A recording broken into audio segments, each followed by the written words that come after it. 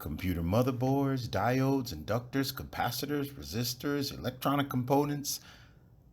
All of my nerdy people, like me, gonna give you some simple instruction on what some of these things are. I'll start off with diodes, okay? Now, diodes are the simplest semiconductor component. It performs a variety of useful functions related to its core purpose of managing the direction of electrical flow or electrical current, right? Diodes basically is this. Its simplest form is diodes allow current to flow through them in one direction only. In other words, it acts as a one-way switch for current. It allows current to flow easily in one direction, but severely restricts current from flowing in the opposite directions. One of my favorite movies is Tron. Everybody was telling me that Tron was no good. I know one word they used in there was rectifiers. And now diodes are also known as rectifiers because they change alternating current into pulsating direct current. Diodes are rated according to the type, voltage, and current capacity. Diodes would have what's called polarity, determined by an anode, which is the positive lead, and a cathode, which is a negative lead. Most diodes allow current to flow only when positive voltage is applied to the node. A variety of diode configurations are going to be displayed in this graphic that you are seeing now. I define it in very simple terms. It's just a voltage controlled switch. The reason why I'm calling it a voltage controlled switch is the voltage across its terminals determines the on and off states. If the voltage is positive, in the case of an ideal diode, the diode turns on. In the case of a silicone made diode, it turns on if the voltage is greater than 0.07 volts. And for all non-positive voltages, a diode just simply remains off. Both definitions are true, and conveying this idea or concept to be more precise, actually the capability of a diode to conduct electrical current is only one direction. It makes it an ideal switch. The capability also makes it the main building block of one direction power supply or linear power supply. In linear power supply, it's interesting to see how a diode allows the positive portion of the AC wave and blocks the negative portion. I think you get the basic idea of this. Now, an inductor is a passive two-terminal component that temporarily stores energy in the form of a magnetic field. It is usually called a coil. The main property of an inductor is that it opposes any change in current. An inductor is a component in an electrical circuit that stores energy in its magnetic field. It can release this almost instantly, because to store and quickly release energy, it is important that it is a very important feature, and that we can use them in all sorts of circuits. An inductor is just simply a coil of wire. It's incredibly easy to make one also. You just make some loops with a wire. Just because the wires create magnetic fields, you'll soon see that in some interesting stuff. In the circuit below, you have what is an LED switch and a resistor in a series with an inductor. And there's a switch to turn the power on and off. Without the inductor, this would just be a normal LED circuit, and the LED would turn on right away when you flip the switch, but the inductors is a component that resists changes to current. When you switch it off, there's no current flowing. When you flip the switch on, the current starts flowing. That means that there's a change in the current when the inductor will resist that. So instead of the current going from 0 to maximum right away, it will gradually increase up to its maximum current. And what about all those little tiny components I remember those televisions? And I actually love looking at the televisions and figuring out all the capacitors and resistors and breakers. And I just love looking at the old televisions because some of these things had tubes in them, if any of you guys remember. But I always think of one of my favorite movies, Tron. And it was about like a city. And if you haven't seen Tron, for the time that it was filmed, it's still wonderful cinematics. And if you haven't seen Tron, you're missing a great movie if you're an electronics guy.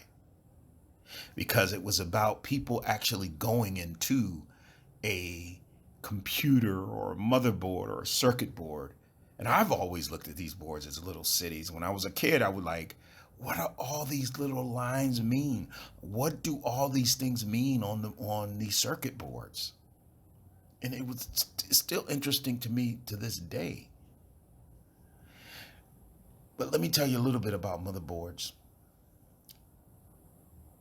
The reason why you have so many electronic components on your motherboard is that your computer is kind of like, that motherboard is kind of like a computer also. It has so many different parts and it regulates so much voltage, the exact voltage to everything. The CPU, the GPU, to the memory. Now, typically you can't use electricity directly from a power supply. For example, those watts or whatever your power supply promises on the volt rail. But imagine if you put those volts through like a modern, video card or CPU. All I gotta say is burn, baby, burn. You'd have a stove. So these motherboards are very analytical, they produce the right amount of electrical current to each device. We call this, when you burn your PC up, frying your PC. Everything on that motherboard needs a specific amount of power. Your board has capacitors. Now, those capacitors are the cylindrical looking things that poke out of your motherboard like tiny, like those water towers, like vertical tubes. Well, those water towers serve a particular function. They store water. And those towers release that energy or release that water in a controlled fashion. Well, then that comes into play with capacitors as well in regards to electricity. Sometimes you can look at an old motherboard or a board that has gone bad, and you can see swollen capacitors. And when those capacitors don't work right, you have problems with memory, you have problems with processing, you have all kind of problems. Now, these capacitors allows the flow of electricity to smoothly go through them with variances in voltage so that it doesn't damage or overpower or underpower certain variances in reference to your computer components. All of these capacitors give you a silky smooth constant voltage that your internal electronics need.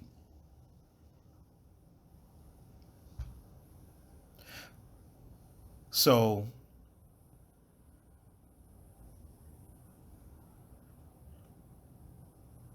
A decent plow, like for instance, if you open up a decent power supply, and of course, you want to make sure it's unplugged, right?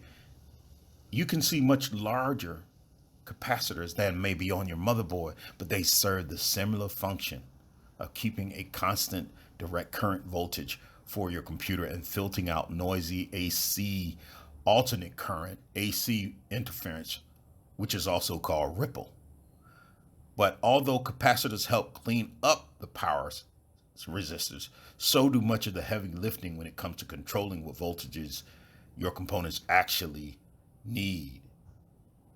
As you can probably guess, a resistor is needed also, which resists the flow of current, ensuring that your components won't get too much power and that it won't be badly damaged or anything like that.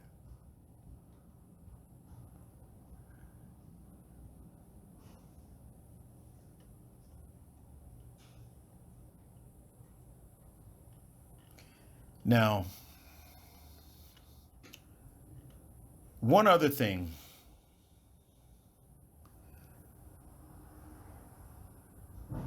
I would be remiss if we didn't mention the transistors. Just as you have transistors in your home, you have transistors on a motherboard. On some motherboards, there are millions or even billions of transistors that go to your CPU and the chipset that act as logic switches that allow your computer to function. But there are larger ones on your motherboard close to the chokes that are called also MOSFETs. MOSFET stands for, if I can remember, metal oxide semiconductor, can't remember, transistor something, right? But there's an acronym which is MOSFET. In the PC world, you'll find that these electrical components on a desktop or laptop motherboard, as well as a desktop supply unit. Now, on a PC MOSFET, they help make up the VRM, which is the voltage regulator module, which controls how much voltage other components on the motherboard, like the CPU or graphics card, receives. PC components like CPUs and graphics cards have strict operating voltages so that the motherboard's VRM, again, which is the voltage regulator module, makes sure that it is not exceeded. MOSFETs are important to VRM functionality. Now, MOSFETs can be a little complicated if you're using powerful graphics card and motherboard heat sinks that cool the MOSFETs. And thus the VRM, in addition to keeping the overall system safe, keeping MOSFETs cool is also an important part of your computer components. There used to be a word we use called overclocking. And sometimes if you're number one, you got to know what you're doing if you're overclocking a CPU. If you overclock it too much, you can cause some damage. Now, how do MOSFETs work? They're kind of like switches also. They go on and off based on a signal from an integrated circuit called a PWM chip or controller. MOSFETs switch on and off quickly, allowing high current to flow through the short bursts. This, along with other parts of the VRM, controls voltage sent to other PC components on your motherboard. To keep your motherboard cool during overclocking, but I would suggest, especially if you're building PCs or anything, try not to overclock as much as possible, in my opinion. Now, MOSFETs perform a similar function of the PC power supply, though. However, they're used in converters and regulator circuits for switching purposes in switch mode power supplies, which is another acronym, SMPS. Now, the switch mode power supplies energy is pulled from the AC socket before it's broken down into small packets, which the MOSFETs acting as switches. Those packets are then carried via capacitors, inductors, and more electronic components capable of storing energy. Ultimately, the packets merge into one for a single and steady output. Now, since transistors can both talk to each other, change voltage, have logic, and like I said, they actually speak to the PC, which is very interesting.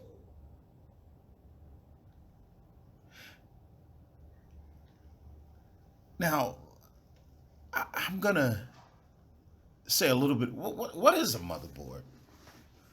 What is what is a motherboard? And the motherboard is basically a main part of a computer or other component. There are motherboards and other components. It is often referred to as a main board or a mobile for short. It's basically a large circuit board that fits into the computer, which all your components are connected to. For example, there's a CPU socket. The CPU socket is where the central processing unit is placed. They're memory slots. They're, DIMM modules. There are video card um, sockets. There's also expansion slots. All of these things are connected to your motherboard to help to sound card, network card. Now, I remember some sound cards being like $3,000 a long time ago. Now a lot of people just use their sound card that comes on the motherboard. However, you can still buy better sound cards and things like that if you want. A lot of motherboards already have video cards to them. But if you're a gamer or anything like that, you want to upgrade, you gotta, most people who are PC proficient don't use unless they're not doing anything that requires, high graphic capability. There's SATA slots. There's things you can hook onto your hard drive. Motherboards have many storage devices, several M2 slots, solid state drive, a lot of things that you can hook to the motherboard. Okay. Now, older motherboards, there would be a couple of chips on the motherboard called a chipset. There would be a south chip and a north chip. And these chips would have different functions. Now, the north bridge, which is located on the northern or upper portion of the motherboard, acted like a middleman between the CPU. You had PCI Express. It was also you had PCI slots, which I may have mentioned. So, in order for the computer to really communicate with all these devices, it has to go through a process of talking to all of these. In other words, all of these devices have to speak to one another. The motherboard is the basis for this. Now, motherboards come with several input-output interfaces, and these interfaces are largely located on the rear input-output panel on the motherboard. So, for example, the most common interface on the motherboard is a USB port. USB stands for Universal Serial Bus. And motherboards will typically have several USB ports because there are so many different peripherals now that use the USB interface, like keyboards, mice, cameras, drives, printers, and the list goes on. In addition to the connectivity of the USB port, it also supplies a small amount of electrical power. Now, you have most of the USB ports on the rear of the computer, but most computers now will come with some USB ports on the front as well. Some, as I said before, some of these motherboards will come with a video built-in adapter. but most computer enthusiasts that need power don't use that. They just buy a whole nother card, and sometimes cards are more expensive than some computers, depending on what card you get. Some of these motherboards have HDMI ports, Bluetooth, many things that you can think of. You can connect with a Bluetooth device, you can connect a Xbox controller to a motherboard. You have RJ45 connectors. Most motherboards have built-in sound cards, and basically a sound card just processes audio through the computer speakers. Now there are different types of motherboards, different types of. Today, an ATX is most common. It stands for Advanced Technology Extended. It's created in the 90s, and we still use these ATXs today. Now, there's full-size ATX, which is about 12 inches by 9.8 inches or 9.6 inches. They're a lot bigger.